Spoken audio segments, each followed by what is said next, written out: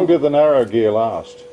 Oh, once that wide gear come out here, mate, bang. What year was that? It put me up to 300. I was sure 300 with a wide gear when I went back.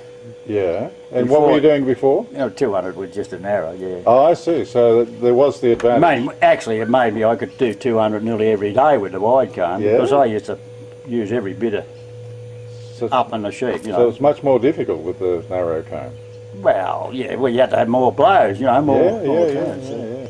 Didn't go to so much wool, and they used to put a lot of the smarties used to pull the gathering tooth in, you know, so they pull that extra little bit in. Oh, right. Okay. The comb doesn't move, it just, you push it. So is that really to get the wool in place so you can cut it goes through the teeth of the comb. Like your hair goes through the comb on the bottom. It doesn't move, when you're with clippers, the bottom part doesn't move. Right. But the top part is what's called a cutter.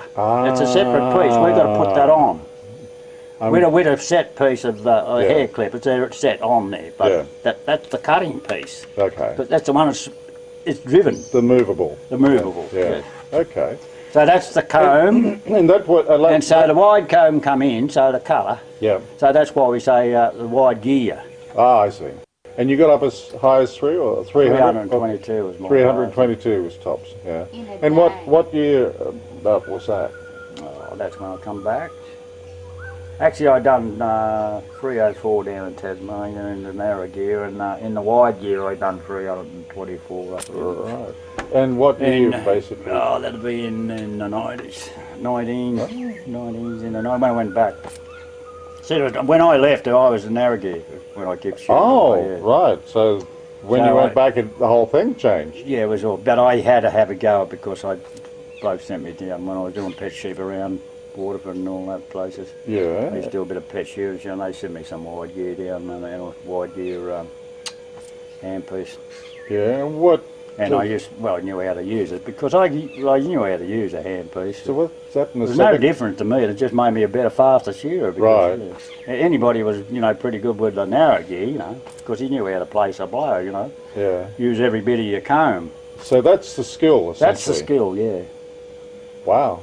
And run your blows out, but if you got it down, you can, you place your blow everywhere. But actually, by rights, it should have been a trade, but the unions wouldn't let us. They didn't want us.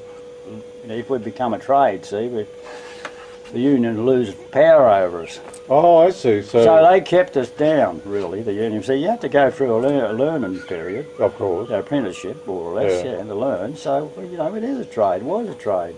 But, in those days we lived off the sheep. Well, definitely Australia lived off the sheep's back, was the saying, yeah. And it's true with them. If we would have been in the tradesmen in the trades hall, see, we had more power. They didn't want that.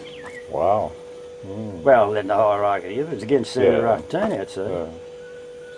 And they held it, they wouldn't let us. We tried, there's a lot of groups there tried to do it, but, too powerful the AW was,